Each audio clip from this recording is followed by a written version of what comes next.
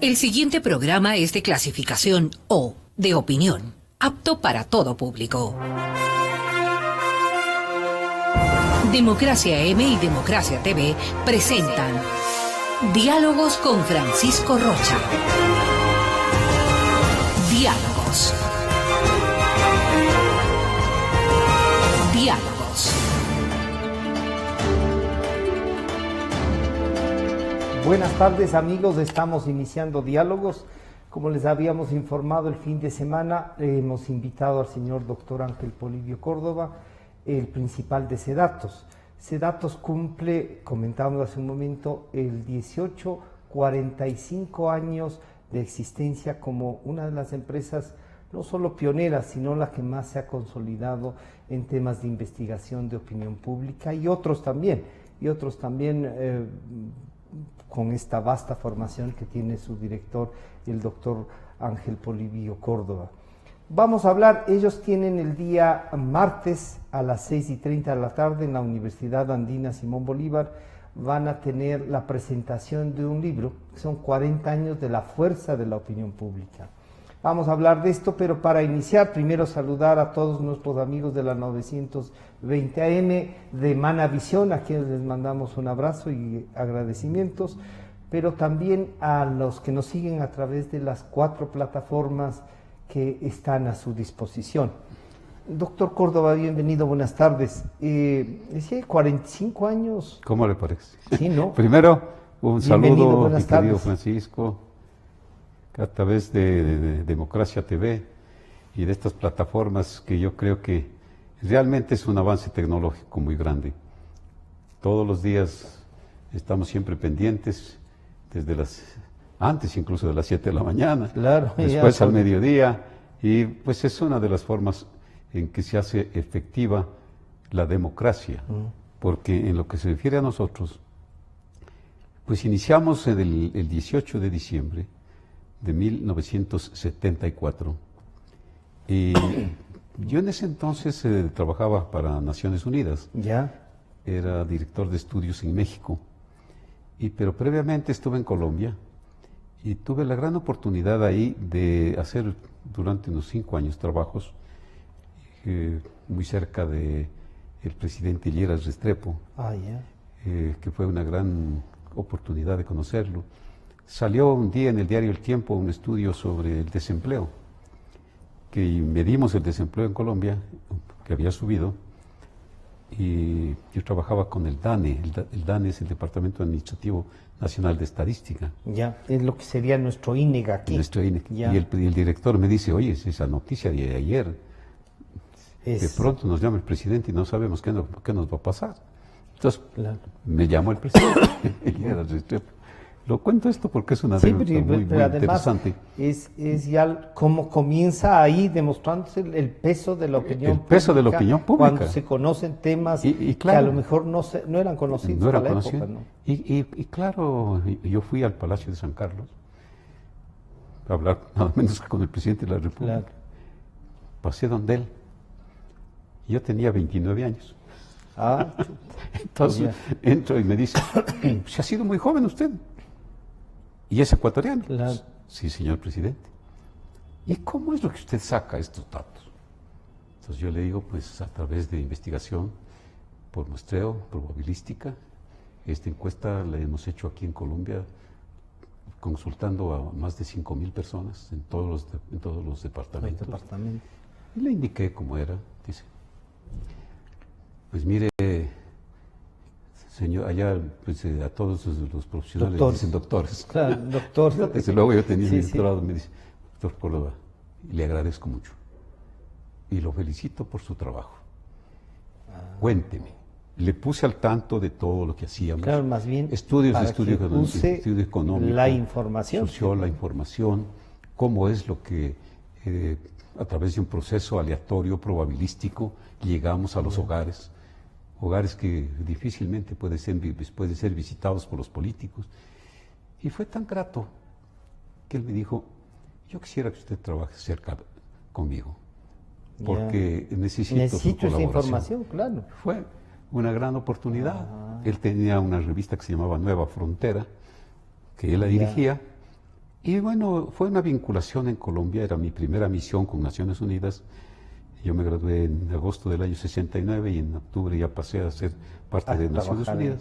Y fue una gran oportunidad porque al término del gobierno del doctor Lleras, la persona que era mi contraparte, el doctor Carlos Lemois, de PhD en matemáticas, fundó una organización privada que se llamaba Coldatos, Compañía Colombiana de Datos. Y sus primeros clientes fueron del Fondo Monetario Internacional, Banco Mundial, Naciones Unidas, que querían hacer estos estudios. Y también había que hacer los mismos estudios en el Ecuador. En el Ecuador. Entonces, esa era la oportunidad. ¿Qué te parece si formamos la Compañía Ecuatoriana de Datos, CEDATOS? Encantado. Y nació. Y nació así CEDATOS en el año 74. Yo no le puse Compañía Colombiana de Datos, le puse Centro de Estudios y Datos. Estaba en 1974, yo pasé a México a dirigir los trabajos de Naciones Unidas, venía permanentemente a dirigir mi empresa. Estaba como presidente de la República. El general Rodríguez Lara. El general Rodríguez Lara. Plena dictadura, digamos. Un trabajo interesante. Hacíamos estudios y el general Rodríguez Lara me invitaba a los gabinetes. Rodríguez Lara se dice que era un hombre muy dado a usar datos, a estudiar, ¿no? Muchísimo. Era quizá la gran diferencia frente a los otros dictadores de los momentos. Exactamente. ¿Sí? Y tenía un plan que se llamaba el Plan Nacionalista y Revolucionario, ¿no? Que elaboró el plan. Y yo vine... Perdón, Francisco. Sí, por favor. Acaba de llegar de la imprenta. Está justo es del libro del que vamos a comentar ya mismo. Es el primer libro que tengo en mis manos. Lo está recién entonces viendo el resultado ya en publicación. Lo pongamos aquí para que las cámaras y lo puedan ubicar. Sí, está bien. Y además con las fotografías y todo. ¿Sí? Entonces comentábamos que el general Rodríguez Lara también conoció de su trabajo vía Naciones Unidas o ya como con CEDATOS. Naciones Unidas y con CEDATOS. También. Entonces yo venía de México. Resulta que tenía buenos amigos. El ministro de Finanzas era Jaime Moncayo. Jaime muy buen Moncayo. Personaje. Yo estuve en México. Fue un grupo aquí de Ecuador a una conferencia, y en la conferencia que se dictaba en México era una reunión de ministros. Yo participé a nombre de México explicando los trabajos que nosotros hacíamos, sobre todo en la parte de producción agropecuaria. Yo inicié un estudio que ahora es un estudio permanente de la FAO, que se llamaba el Crop Cutting Survey. No hacíamos en ese entonces entrevistas solamente a las personas, a los cultivadores de maíz, sino que hice yo una muestra de parcelas, de lotes donde estaban. Por tamaño Por tamaño. Del área de producción, digamos. Y cosechábamos el maíz. Y a partir de la cosecha decíamos cuál va a ser la producción. A una proyección con sitios. Y con la cosecha. Claro. Por eso se llama crop, que quiere decir semilla cutting, sembrada cultivo, survey, cultivada investigación.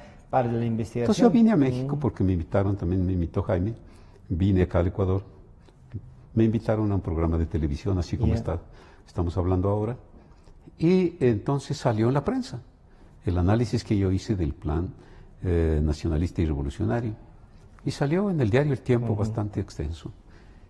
Y también el primero que me llamó fue el general Rodríguez Lara. Yo no sabía cuál iba a ser la reacción. La reacción, claro. Es que además no era un presidente como Lleras, era ya un dictador, general, digamos así, un jefe me llamó de gobierno. Y me dijo, lo invito al gabinete. Fui, muy interesante, me hizo explicar cómo era la apreciación que yo tenía del plan, la necesidad que había de investigar, la necesidad de que había de hacer trabajos, pero para dar respuesta, de acuerdo a la posibilidad que tenía el país. Y pues entonces hicimos incluso la medición de su aprobación, de la gestión, cómo lo aprobó el pueblo. Y tenía Más de 45 puntos de O aprobación. sea, tenía una buena aceptación buena popular. aprobación.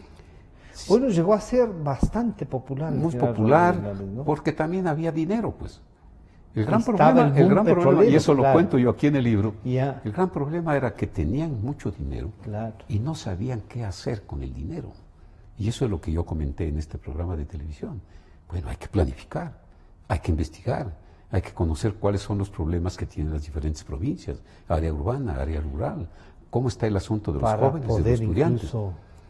Y claro, él también analizo aquí cómo es lo que se dio la salida de él, ¿no?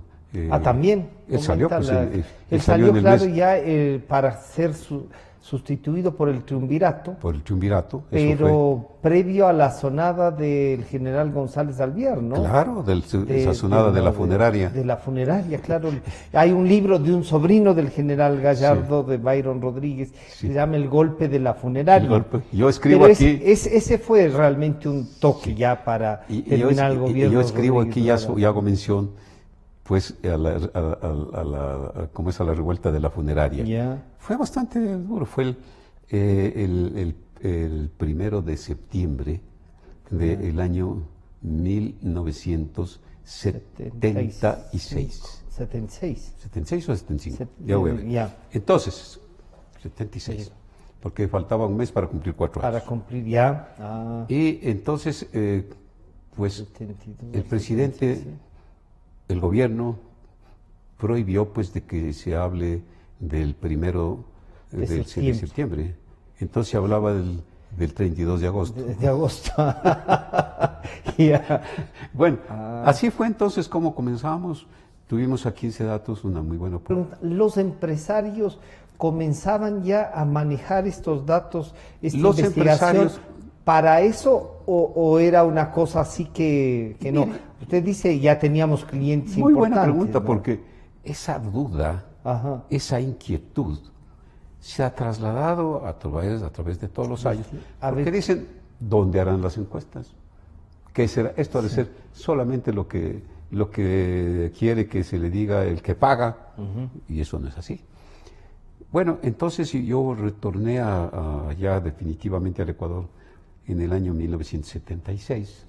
Ya. Vine como director de proyectos del BID, del Banco Interamericano de Desarrollo, y tuve oportunidad de ayudar a la creación de lo que se llamaba la ENAC, Empresa Nacional de Almacenamiento y Comercialización, y de ampliar y seguir con los programas de Emprovit, que era la Fueron empresa- los dos grandes aportes de ese gobierno, digamos, militar, Lógico. para enfrentar a los precios. para enfrentar ¿no? los problemas. Ahora, claro, en esa década de los años 70, el crecimiento de la economía pues llegó a casi a más del 14% de un año. Pero después hubo un bajón muy grande. Como le digo, había mucho dinero, no se sabía qué hacer con...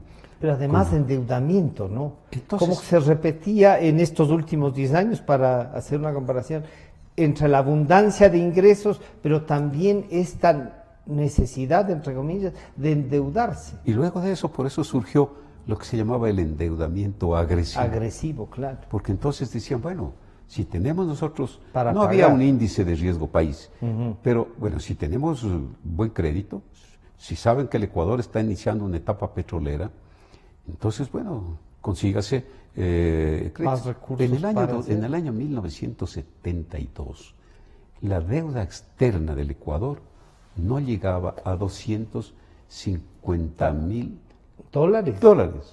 250, no 200, 250 millones, No, 250 mil y le dólares. digo, le digo, aquí en este libro es un banco de Ya, datos. claro. ¿No? Entonces aquí Que tiene además de esto nos va a permitir, cómo es lo que está en cada caso el endeudamiento externo. Y en cada periodo presidencial, por además periodo- de lo estudiado. por periodo presidencial. Ah. Entonces, como aquí usted también dice, cuento, es un por gran ejemplo, de banco qué de pasó datos. antes de la porque el gobierno de Velasco Sí. Ibarra, Velasco Ibarra comenzó en el año 1960 con una votación del 49%, casi 50%. Ya. Pero en el año 61 el presidente pues se volvió muy difícil poder enfrentar los levantamientos populares. En el 71. En el 60. 60. Y en el 61, está vicepresidente Carlos Julio Arosemena Monroy. Ya, que es el que luego que él la decía, bueno, que presidencia. no está bien manejado el gobierno, un enfrentamiento entre presidente y vicepresidente. Carlos Julio fue a parar era presidente del Congreso, claro. fue a parar al Cuando penal. el vicepresidente de la República presidía el Congreso. Exacto. Ya. Todo eso lo cuento yo en este libro. Entonces, ¿qué pasaba? El levantamiento muy grande. Yo era estudiante universitario. También salimos pues como a decir Lo que tiene que pensaban en haber esos orden momentos, en claro. el país. En noviembre del año 61 vino la presencia militar. Y un día sábado, pues entonces ya prácticamente Velasco Ibarra estaba fuera del poder. Asumió la presidencia el presidente de la Cámara, el presidente de la Corte Superior de Justicia, el doctor Gallegos, Camilo Gallegos. Y él, desde luego, muy correcto. Él dejó que sea el Congreso el que decida, que no sean los militares. Y el Congreso decidió, ya Carlos Julio ya como el presidente Velasco salió ya de la presidencia prácticamente, se fue en la embajada y asumió la presidencia Carlos Julio Arosemena Monroy, ¿no? Eso fue en noviembre del año 1961, su presidencia interesante, pero también yo cuento las anécdotas de la presidencia de Carlos Julio Arosemena Monroy, y en el año 63 vino la dictadura y ya comenzó la explotación, la exploración, ya es la exploración petrolera, y ya había también, pues, con esta empresa Texaco Gold. Ya había producción petrolera claro, en la península. península. Los inicios de la explotación. Ahí es cuando nuevamente se produjeron problemas, revueltas. La universidad se hizo muy presente, muy firmemente. Además tenía mucha fuerza. Mucha fuerza. Sí. Vino entonces la caída de la dictadura. Entró como presidente un doctor, una persona sumamente correcta, Clemente Yerobi Indaburu. Yo tuve oportunidad de conocerlo al doctor Yerobi Indaburu, el presidente, cuando yo era estudiante de la Junta de Planificación. En el año 63 iniciaron la JUNAPLA, no sé si me acuerdo. Lo que después se vuelve el Consejo Nacional de Desarrollo. Exacto. Entonces, vino el gobierno de Yerobi, vino la Constitución del año 1967, se nombró de presidente a Otto Arosemena Gómez como presidente interino constitucional, y entonces de ahí ya vino entonces nuevamente la presidencia de Velasco. La quinta presidencia. Ahí salió segundo en orden, salió Andrés F. Córdoba. Los datos de cuál fue la votación, todo lo va a encontrar. ¿Están ahí? Y vino la presidencia de Velasco Ibarra en el año 68, pero en el año 70 él dijo, bueno, la Constitución no me sirve. Y se autodesignó dictador. Claro. Que duró 2 años, y ahí es lo que viene. Entonces, en febrero del 72 es el general Rodríguez Lara. Con el carnavalazo. Claro. Y viene Rodríguez Lara, entonces hemos retrocedido unos poquitos años de lo que estábamos conversando. Y con esta fuerza económica de producción, en la época visualiza, tenemos plata, podemos endeudarnos y vaya a buscar ahora, plata. Por ejemplo, yo cuento también en el libro pues lo que pasó en la sociedad, las reacciones que había de la población, cómo era lo que también hubo muchos perseguidos, ¿no?, políticos. Vino por ejemplo, un candidato que triunfó en la alcaldía de Guayaquil fue Pancho Huerta, electo presidente cuando tenía 29 años. Electo alcalde de Guayaquil. Pero enseguida lo molestaron los dictadores y tuvo que salir de la Costa Rica. Yo hago mención a todos estos acontecimientos. Lo mismo, bueno, ya viene porque forman además parte del marco de investigación, ¿no? Porque es que no se puede dejar de tomar en consideración los hechos, porque si no serían datos fríos, sin tomar en consideración eso. Con la población.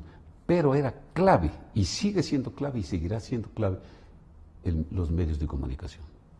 Sin los medios de comunicación, Pues nosotros vamos a los hogares, conversamos, a las empresas conversamos, encuestas debidamente elaboradas, pero si no los comunicamos esos datos, es como escribir un libro y guardármelo. Y guardar en la casa, claro. Entonces los medios son también los que hacen práctica la democracia, lo que estamos haciendo ahora, Francisco. Sale analizando y buscando, claro. ¿Qué me hago yo con este libro? Si no lo comunico, si no lo hago llegar a quienes van a necesitar de esta información. Para que puedan investigar, retomar. Así los entonces, políticos, los estudiantes, todos van a... Así nace entonces, ya en la época del gobierno de Rodríguez Lara, la empresa SEDATU. Viene la dictadura del triunvirato, una fuerza muy grande de la población y sectores de opinión, los formadores, los líderes, los movimientos, que decían, bueno, tenemos que regresar a la democracia. A la democracia, no es un tema. Y la dictadura pues no tuvo más que aceptar. Nombró unas comisiones, una de las comisiones era la que estudiaba, dijo, bueno, vamos a hacer un referéndum. Un referéndum. Un referéndum. A poner en conocimiento de la población para que sea la población la que apruebe. O el proyecto de constitución. La del 45 nuevo, reformada. O del 45 nueva, reformado. 15 de enero del año 1978. Usted ya tenía un estudio sobre Se eso. lanzó la elección, hicimos la primera exit poll. El primer exit El poll. primer exit poll en el Ecuador. Y a las 5 de la tarde estábamos entregándole los resultados al señor Galo Plaza Lazo, presidente del Tribunal Supremo del referéndum. Las radios no nos creían mucho, ¿no? Yo trabajaba Claro, era una cosa así como, digamos, media empírica debe haber asomado, sacan? ¿no? ¿De dónde sacan? ¿Cómo es que se hace? ¿De A mí no me han llamado. ¿Quién? Sí. A mí no me han entrevistado. Claro. Sí. Entonces, resultado. Y del estudio, del resultado del referéndum. Del referéndum, mire, que está aquí, ¿no? Es el primer libro que lo tengo en mis manos. Y recién lo estoy viendo. Está chequeando a ver cómo. Referéndum Constitucional 1978. Este fue, ganó la Constitución. El proyecto de nueva Constitución. La nueva Constitución con el 57%. 57. ¿No? Y la reformada con el 42%. O sea que, precisión, 98%. Ese dato le entregamos nosotros. Y fue ya, digamos, ¿se podría considerar SEDATU el debut de SEDATU? El debut de SEDATU. Sí, sobre todo con esta técnica del Exipol, ¿no? Sí. Entonces, le digo, pues, una precisión del 98.8%. 98.8%. Luego vino ya la elección en el año 78, la primera vuelta, en donde los candidatos eran Jaime Roldós, Sixto Durán Ballén, Raúl Clemente Huerta, y en esa ocasión, René Mollé, y en esa ocasión es interesante Pancho también, que nosotros presentamos los resultados. También. El diario El Tiempo, ajá, en el mes de julio, gráfico, además, en primera página, presenta SEDATUS, los indecisos definirán el próximo triunfo electoral. Y lo publican, esta curva, que usted la puede ver aquí, esta curva era la de Sixto Durán, una horizontal. Esta era la curva de Roldós. Aquí es cuando nosotros presentamos esta información y proyectamos el triunfo de Roldós. Entonces, ¿cómo sería que impactó, desde luego, que ya entonces la población tomó más conciencia sobre lo que significaba tener un trabajo de esa naturaleza?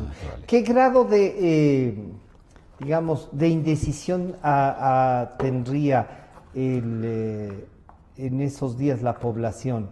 Porque era novedoso volver a la democracia. Sí. La indecisión en ese entonces, cuando nosotros era alrededor del 40% de indecisión. Claro. Ahí estaba el presidente. Ahí estaba la presidencia. Ahí estaba el presidente. Ahí era donde tenía que entonces hacerse un seguimiento mucho mayor a los indecisos. Para ver por dónde podían decantarse en una segunda o tercera pregunta, pues, ¿no? Entonces vino la elección del año 78, primera vuelta, ganó Roldós. Roldós, segundo Sixto Durán. Pero desde el mes de julio demoró hasta abril del año 79. Pasó en primer puesto Sixto para la segunda tiempo. vuelta. Ya. O sea, se tomaron 8 meses en la elección Porque, de segunda claro, vuelta. fue ya en el 79 la segunda vuelta. Claro, entonces ahí sí triunfó Roldós con más de 1 millón de votos. Con más de 1 millón. Y bueno, y comenzó el nuevo gobierno, el gobierno democrático. Yo cuento qué cosas trascendentes hizo se pasaron en hizo Roldós. Y para cada presidente, Roldós, el que siguió de presidente, Hurtado, con Osvaldo Hurtado, desde el 24 de mayo del año 1981, tras el fallecimiento de Roldós. Después del ingeniero Febres Cordero, Rodrigo Borja. Febres Cordero, que en la primera vuelta sale segundo. Claro. En la primera en vuelta. En la primera vuelta gana Rodrigo Borja. Gana Rodrigo Borja. Ahí es cuando se hablaba de que se fue a Aruba y Curazao después de la primera vuelta pensando que ya la tenía ganada. Que todo estaba seguro. Y total es pues, que entonces en la segunda vuelta, fíjese que hubo un debate entre Febres Cordero y Rodrigo Borja, que fue televisado además. ¿Usted se acuerda la frase de Febres Cordero? Míreme a los ojos. Claro, ha sido famosa esa y se lo recuerda con la forma como lo dominó, pues. Pero el otro día recordábamos a propósito de eso y el impacto de míreme a los ojos con en cambio el ejemplo del doctor Borja del tractorcito. Sí. Que ha vuelto a ser utilizado por el señor Isa. El tractor. El tractor. Entonces se decía, no es de Isa la primera utilización del tractor. No. El tractor lo usó primero el doctor Rodrigo Borja. En el año 1990, sobre todo. Ya. Hubo un levantamiento muy grande indígena, del año 1990 de la CONAIE. Claro, es donde la CONAIE se transforma y hace también su brazo político con Pachacuti. Entonces, ahí es donde toma esa fuerza, ¿no? Fíjese cómo yo voy midiendo, cómo va creciendo la economía, ¿no? En el año de 1984, 2.63, el 85, 3.9, el año 86, entonces hay una baja en el año 1987, a menos 0,2%. Porque hubo un problema muy serio. El terremoto, ¿no? Claro. El terremoto y la explotación del oleoducto. Y la explotación del oleoducto. Con lo cual el precio del petróleo que bajó. El precio del petróleo que bajó a $8. En esta área democrática. Totalmente. Y como le digo, pues es una. Viene después por el gobierno de Borja. Aquí presentamos nosotros los datos de cómo se dio. Y terminó con el 2.11% de crecimiento. Entonces, eran años difíciles. Claro. Con un endeudamiento que cada vez se volvía más difícil también de poderlo manejar, ¿no? Y claro, entonces comienza el gobierno de Sixto Durán, ¿no? Y ahí en el gobierno de Sixto yo quisiera el gobierno de Sixto, es ya la tercera, digamos, ¿no? La tercera candidatura de él y pues, que llega a la presidencia. A la presidencia. Entonces dice, un día de triunfo, cuando Sixto Durán a las 2 de la tarde ya sabía llega a ver los resultados del exit poll. Y aquí está con Carlos Vera y estoy yo.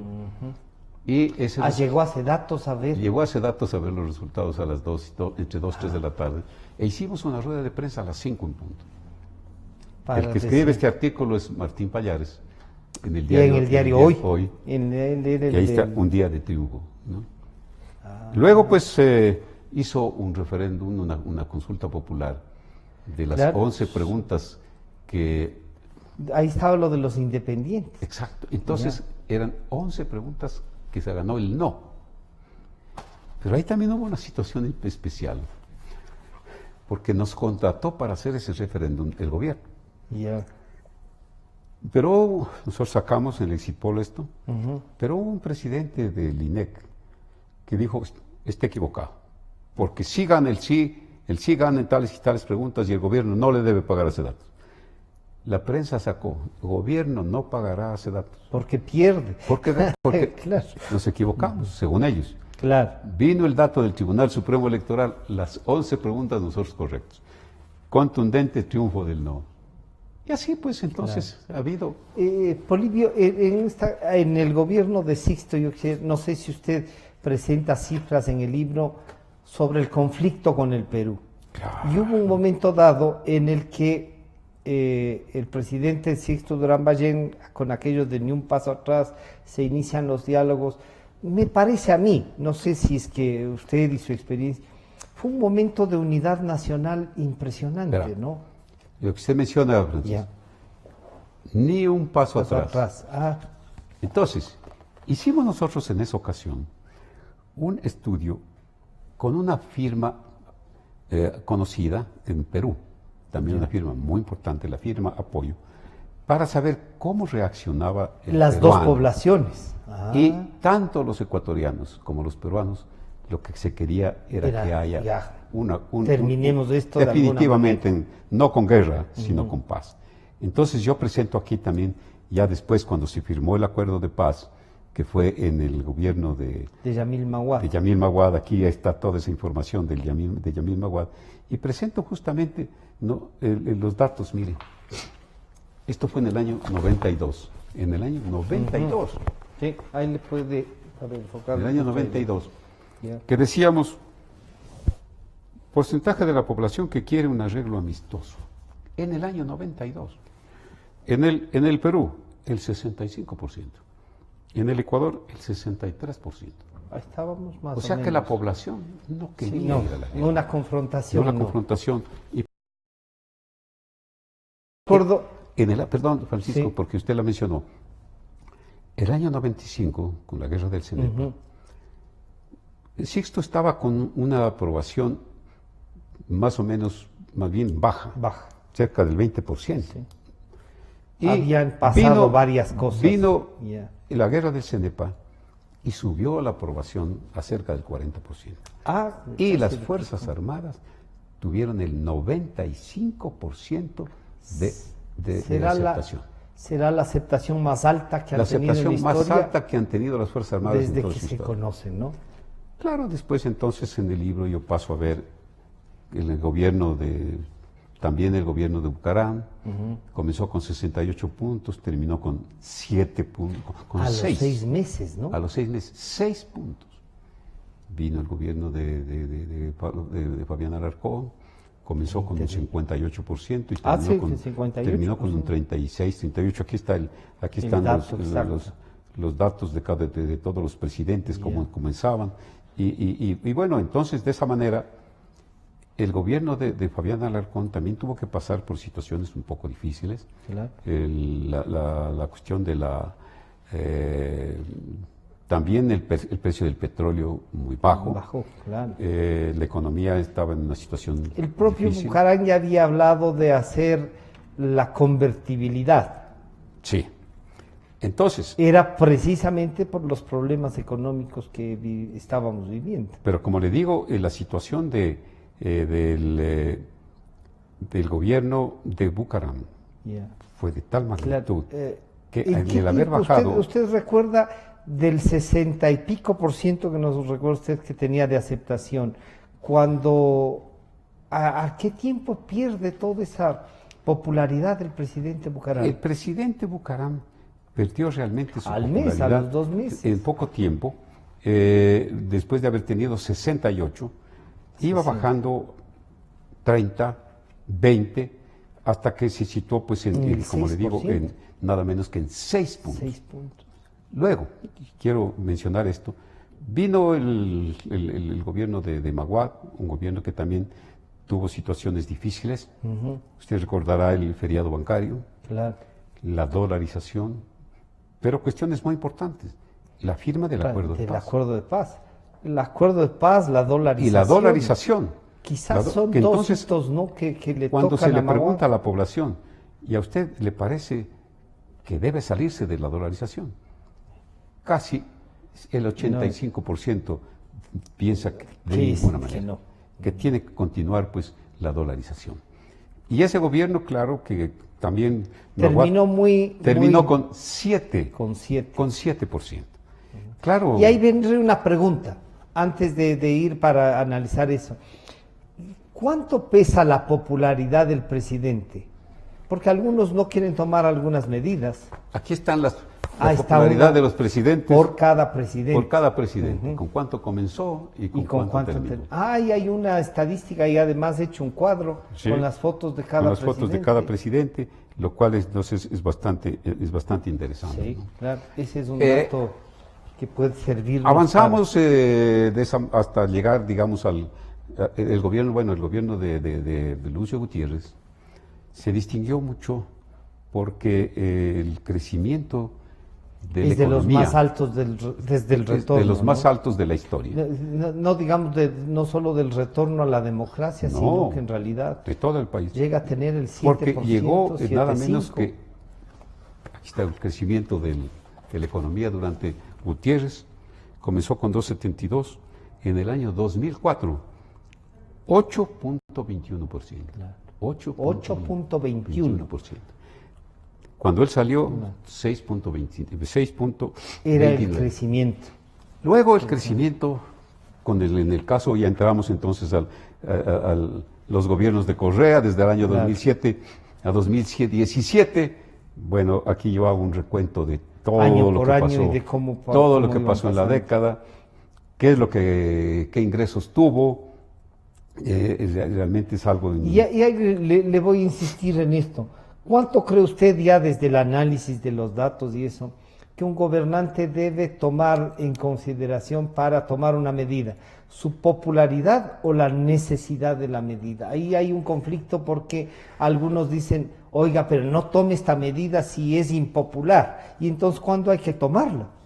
Mire, eso es una pregunta que yo creo que debemos insistir permanentemente, porque los presidentes no tienen que pensar en su popularidad.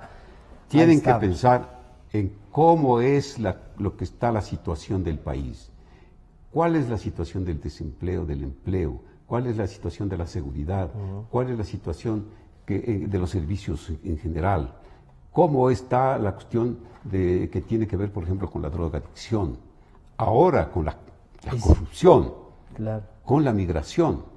Entonces tienen que ser planes, y aquí nosotros ponemos unas recomendaciones muy concretas. Tuve la gran oportunidad de contar también con Francisco en un desayuno que hicimos además, yo creo que yo diría las personas que más aportan en la opinión pública. Aquí están reunidos en ese desayuno. Aquí también estuvo nada menos que Francisco, entre los 17 líderes de opinión y formadores de opinión de Quito, y luego en Guayaquil. También uno en Guayaquil. Con los 10 formadores de opinión más respetables realmente. Y de ahí surgieron una serie de recomendaciones de qué es lo que se debe hacer, cómo se debe tomar medidas, qué tipo de medidas tienen que tomarse, y en el caso actual, qué se debe hacer, cuál es la perspectiva del país, cómo está la situación no solamente en materia económica, cómo está la situación en la realidad que vive la gente, cuál es el problema de la población, el desempleo, la formación, la necesidad de para apelar a cómo hacer la unidad en virtud de esas necesidades, ¿no? Los ecuatorianos es algo. ¿Cómo creen en la democracia los ecuatorianos? Bueno, los ecuatorianos creen en la democracia, quieren que se mantenga la democracia, pero también exigen de que sea una democracia efectiva, ¿no? Cuando nosotros frente a la impunidad, frente a la corrupción, que hay algunos que se molestan. Sí se molestan. Claro. Sí.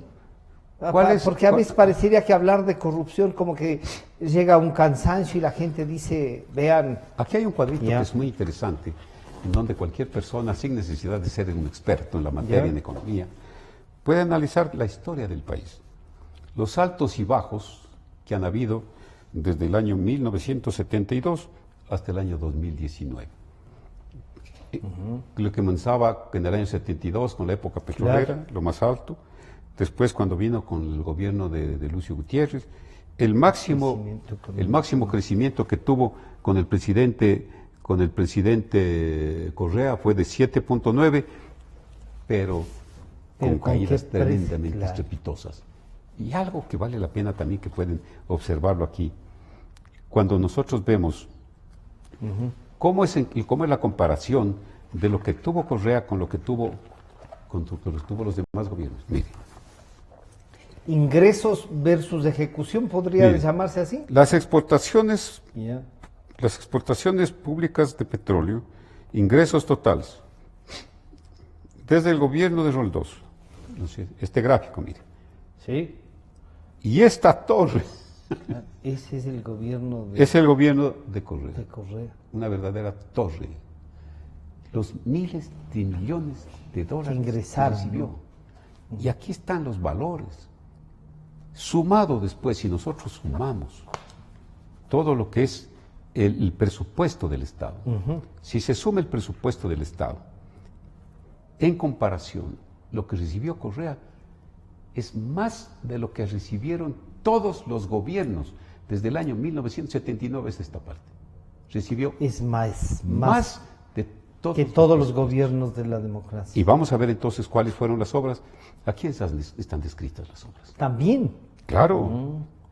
Área por área, en educación, en el área social, en el área de la nutrición, en el área de la agricultura, en fin. Aquí lo puede ver absolutamente todo, cómo es lo que se ha manejado el economía. Ahora que acaba de mencionar, Polibio, esto en el área de la agricultura y todo eso, este es un país de vocación agrícola. Sí, claro. Algunos nos dicen, no es tan cierto lo que dice la CONAIE de que si no fuese por ellos no habría alimentos en las ciudades, que hay provincias como la de Los Ríos, una parte de Manabí, que son una especie de graneros del país y que nos dan, pero son grandes extensiones y estas cosas. Se podría decir, Polibio, que la producción agrícola, esta de priorizar esto, ayudaría en la economía del país. ¿Está enfocado así? ¿Se puede enfocar así? Le voy a dar la respuesta con datos. Ya. En el año 1979, la agricultura tenía un peso dentro de toda la participación de la economía del 13.5%. Del 13%. Era el sector que tenía mucho peso. Claro, tenía un gran peso, sí. En el año 2018 bajó al 8%. O sea que la agricultura no fue creciendo. Más bien ha ido... Sino que más bien ha tenido un retroceso. No un retroceso, sino porque ¿Decreció otros sectores o crecieron más? Han crecido más. ¿Cuáles son los sectores que han crecido más? Bueno, la industria manufacturera, en el año 99 llegó al 21%, y tenemos entonces que es un crecimiento pues bastante alto, en lo que se refiere a este campo, que en los últimos años ha disminuido. Yeah. La construcción, 6.89, ahora tenemos la construcción 11 puntos. O sea que la construcción es un aporte, ha tenido un empuje tremendamente grande, casi el doble. Eso es lo que ha hecho que también el país cambie. Ya le voy a dar otros datos que son tan interesantes, porque ¿qué pasa en el día a día del país? ¿Ha cambiado el Ecuador para bien? Sí. Ha cambiado para bien en gran forma. Pero también la economía de las familias ha ido rezagando a la gente. Es una familia más endeudada que antes, mucho más endeudada que antes. Un indicador muy sencillo. Cuando nosotros vemos unas cifras, ojalá lo encuentre rápidamente aquí, sobre una cuestión que a lo mejor no puede ser que sea tan interesante, ¿no? En el año 1970, en el Ecuador habían 63.000 vehículos rodando en las calles en todo el país. Tome en cuenta este dato. 63.000 vehículos. 63.000 vehículos. Es lo que a veces venden en el año 70, capaz de que la relación personas por vehículo, habían 96 personas por cada vehículo. Vamos avanzando En el año 2008 se acerca ya a 1 millón de vehículos. En el año 2019 hay 2.800.000 vehículos. Claro. El crecimiento de 63.000 a 2.800.000 son 100% de crecimiento. Sí, sí, pues ahí no hay. ¿Cuántas personas por vehículo? 6. 6 personas por De un vehículo. 90, claro. En el año 70 eran 96 personas por vehículo. Ahora son 6. Por eso es que las calles ya están abarrotadas. Por más que se hagan otras vías. Por más de que haya el pico y placa que hoy no circula, eso no quiere decir. ¿Eso es un símbolo de progreso, Polibio? Eso es un símbolo de un progreso desarticulado, un progreso sin planificación. Claro. Es un progreso que lo único que ha hecho es casi de exhibición. hacer de la ciudad Y una ciudad intransitable. Todas las personas antes llegaban a su trabajo y regresaban a almorzar a su casa. Hoy simplemente tienen que madrugar para regresar en la noche. Claro. Con una inseguridad que no existía antes. Esto es una pequeña demostración de lo cómo que cambió la realidad que vive el país. Esta realidad que la describe muy bien con ese ejemplo, Polibio, nos hace que un país consumista nos hemos comido también esta... Totalmente. Es un consumismo que no tiene precio. A veces, ¿no? ¿Cómo puede ser posible que la familia esté endeudada, pero no tenga una infraestructura habitacional que esté acorde con lo que realmente ha invertido? Claro. Las tarjetas de crédito antes eran tarjetas, menos de una tarjeta por hogar. Ahora son 12. En algunos sectores es 6, 8, 10, hasta 12 tarjetas que tienen en un hogar.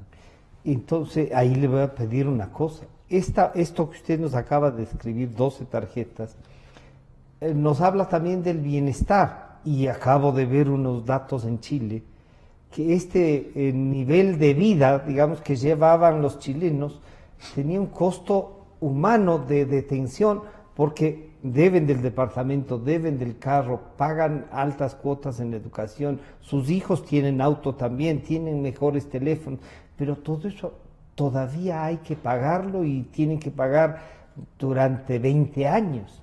Genera una angustia, ¿no? Ese es el gran problema que se da cuando hay desorganización o cuando hay avance sin planificación. No se puede, no se debe.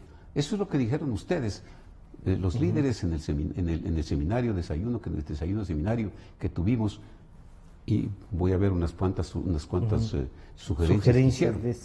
Otro indicador que le voy a dar. En el año 1970, la deuda total per cápita, ¿no?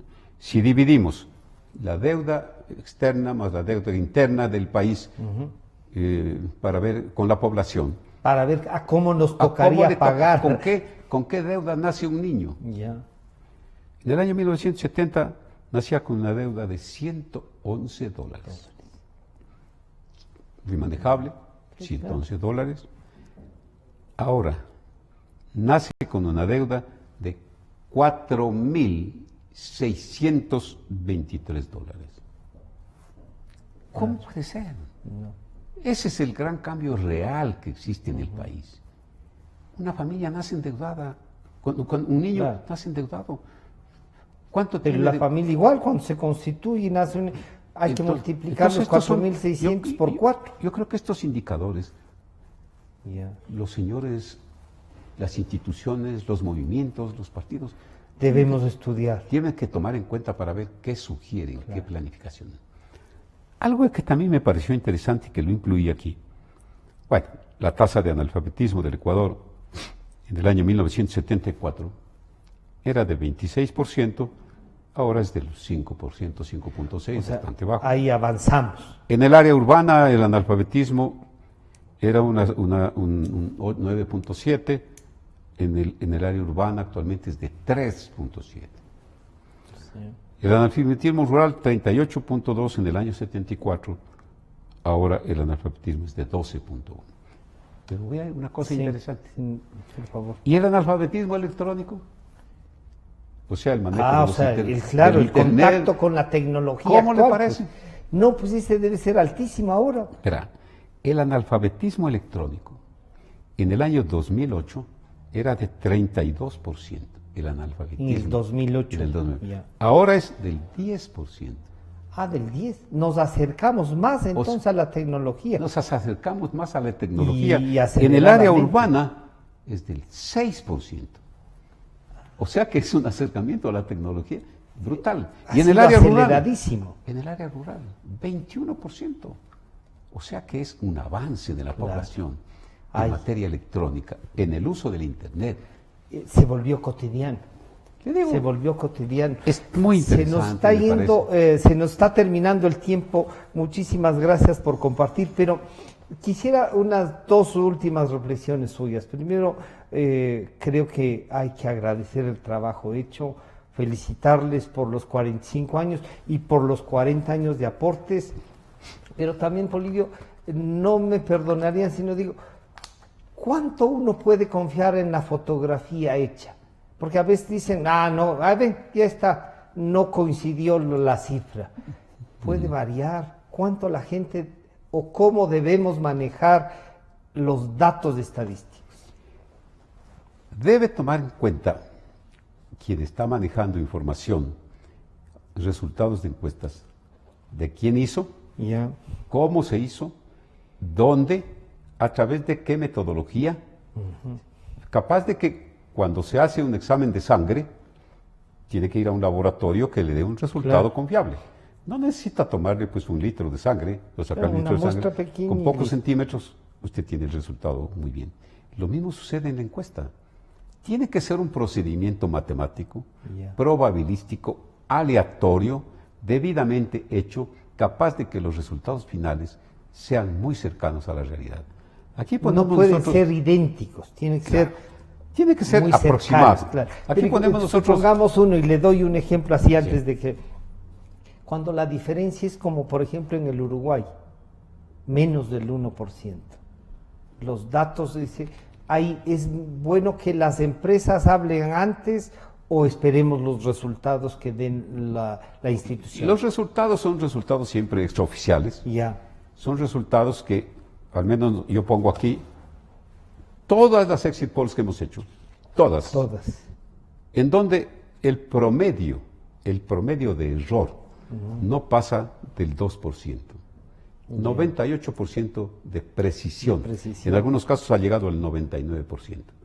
En la primera vuelta del año 2017 tuvimos el 99.04% de precisión. La segunda vuelta, de acuerdo a las cifras del conteo oficial, o sea, del CNE, tuvimos un error del 3.4%. Ahora, claro, aquí en este libro también se hace un análisis de todo lo que se dio en llamar el caso Sedatos. Y estamos poniendo aquí todo lo que nos pasó durante el gobierno de Correa, cómo nos allanaron, cómo se llevaron las máquinas, cómo se llevaron los documentos, qué es lo que realmente nos sucedió. Todo lo que se llevaron hasta este rato no nos devuelven ni una sola hoja. Y aquí, claro, que aquí estamos poniendo también las cifras de cómo es lo que se dio, pues el proceso, cómo fuimos denunciados por una persona que llegó a ser ministra de Justicia, que llegó incluso a ser casi vicepresidenta de la República, estaba, no sé si está de embajadora, y entonces aquí podemos nosotros hacemos un recuento. Un recuento de ese hecho, que es el ataque más grande, ¿no? Es el ataque más es grande. El ataque más grande hecho a un, aquí, aparataje oficial contra Sedatos. Cómo es lo que se dieron los sobreseimientos, cómo es cuando se dio el sobreseimiento definitivo. Por una jueza, no definitivo porque todavía hubo una apelación, el presidente Moreno, el siguiente lunes en cadena nacional, dijo que él estaba en desacuerdo con el dictamen dado por la jueza. Vino después la audiencia de la Corte, y la Corte dijo, aquí no hay absolutamente nada que se le pueda decir que ha cometido algún delito. Todo eso también lo ponemos aquí, y es un asunto que vale la pena que yo le copio, no sé si tenemos un minuto. Sí, ahí. Le decimos, la sociedad ecuatoriana, 1 millón y más de mensajes de instituciones, organismos y personalidades a escala mundial, manifestó su rechazo a la persecución inédita en el mundo de que fue objeto de datos, su presidente ejecutivo, familiares y colaboradores en el intento de desquebrajar la verdad y la justicia por su actividad profesional de 45 años. El señor Halvor Zinn, presidente de la Fundación Mundial de Derechos Humanos, el 26 de abril del año 2017, señaló que, y un documento que es certificado, señaló que la contienda electoral de 2017 no fue ni libre ni justa, ni arbitrada por un sistema electoral confiable e imparcial. En la historia han dominado los dictadores corruptos y vendepatrias. Con las encuestas respiramos libertad y hacemos conocer la realidad en la que vive el pueblo. Silenciarlas e intimidarlas es violar la auténtica democracia y la libertad de pensamiento y expresión de la población. ¿Cómo le parece? Nos quedamos con eso, sí, aquí están, y están también recogidos de ese más de 1 millón de opiniones dadas, ¿no? Más de 1 millón de opiniones. También está una mención suya, Francisco, usted fue muy amplio, manifestó su criterio, hizo conocer cuál era su pensamiento respecto a lo que sucedió. Entonces, Polibio, se nos fue el tiempo. Bien. Muchísimas gracias por compartir. Creo que nos hemos dado un viaje por la historia, a través de datos, por la historia del país, sí, por lo que debemos tomar en consideración. Espero que Sedato siga, tiene por suerte hijos que le toman la posta, que siga, que el presidente ejecutivo no desmaye. Nos alegramos por la recuperación de su esposa. Podemos discrepar en muchas cosas, pero el trabajo hecho técnicamente se felicita y se agradece. Es un gran aporte a la democracia. Le digo, Francisco, y en eso me acuerdo muy bien una reacción suya. Yo estaba en Estados Unidos atendiendo la salud de mi esposa y de pronto una audiencia en donde me acusaron a mí en forma personal, porque decía que yo soy el que me invento las fórmulas. Y dijeron, prohibición de salir del país. Y yo estaba fuera del país. Claro. Le digo a mi esposa, Nancy, ¿qué hacemos? Pues nos vamos. Regresamos. A los pocos días estuvimos aquí. El que me recibía el pasaporte me dice, usted no puede salir del país, ¿cómo viene? Claro, ¿para qué viene? Sí. Le digo, vengo porque vengo a dar la cara. ¿Y sabe quién nos recibió? Entre los periodistas que nos recibieron, estuvo nada menos que el periodista del Comercio, Javier Segarra, me parece. El que nos tomó las fotografías y que salieron publicadas en la prensa fue Paul Rivas. Paul Rivas, que fue asesinado en la frontera. Y quien estuvo también llevando todos sus equipos era el chofer. Por coincidencias del destino, las 3 personas que fueron asesinadas el mes de abril, y nosotros en el 13 de abril del año 2018 recibimos el sobreseimiento definitivo de parte de la Corte de Justicia. Polibio, felicitaciones por todo, por el libro, que es un gran aporte. Se nos fue el tiempo, ustedes ven que con esto habríamos podido seguir. El día de mañana a las 6:30 de la tarde se presenta en la Universidad Andina Simón Bolívar, se presenta ahí al público, pueden ir si quieren. ¿En dónde está a disposición el libro? ¿Dónde lo pueden comprar? Van a estar en muchas librerías. Van a estar en las librerías, ya les podremos informar. Ha estado con nosotros el presidente ejecutivo de Sedatos, doctor Ángel Polibio Córdoba. Está a disposición. Ustedes ven todo lo que se puede hacer con los trabajos que le ha entregado al país el doctor Córdoba. Este programa estará a disposición de ustedes nuevamente a partir de las 3 de la tarde y nos estaremos encontrando. Gracias a Manavisión. Un abrazo a ustedes. Muchísimas gracias por compartir. Francisco.